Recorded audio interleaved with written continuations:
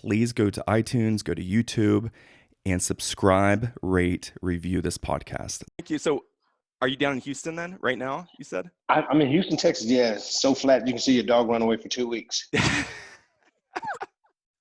So let me give some context here, how I met Melvin, okay? Mm-hmm. So I met him a week ago, and Melvin, I don't even attend that church, believe it or not. So Melvin, Really? yes. Oh, So wow. We attend a different church. Yeah, we attend a different church. Mm-hmm. So Melvin was at a church here in Columbus, Ohio, talking to the kids. And of course, this church has a basketball program, and our daughter is in that league. And so I saw, we got an invitation email about a Harlem Globetrotter was going to be at the church and stuff. And I thought, you know what, that might be fun to take Emmy to see this. Mm-hmm. Okay, so a couple funny things happened, Melvin, last week. And I don't think I told you all this stuff.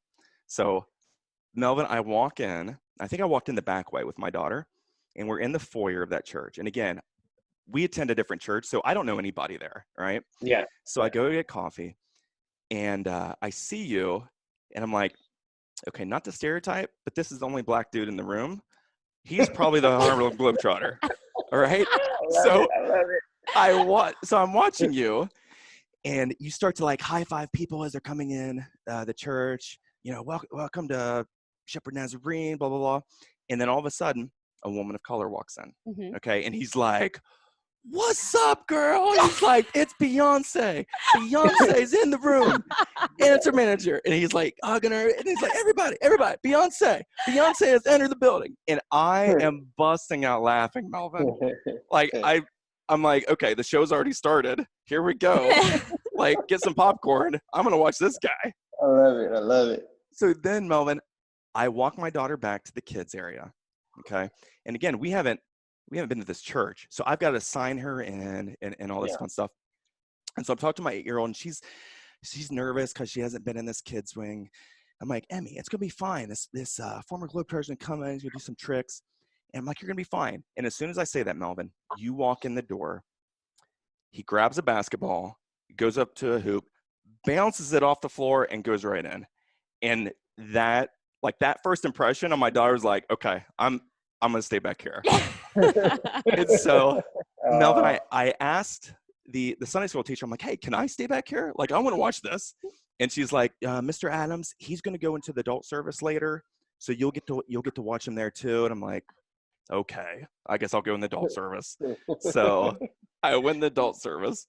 And first off, is that typically what you do, Melvin, when you walk into the room with kids? Like, what do you typically do to get their reaction, I guess? Because it got my reaction. Well, I tell people, I don't wait for people to come to me. I immediately go to people and I love on them, because I think a lot of times in life we build so many walls. And obviously people think I'm going to be taller. So that kind of breaks that stereotype.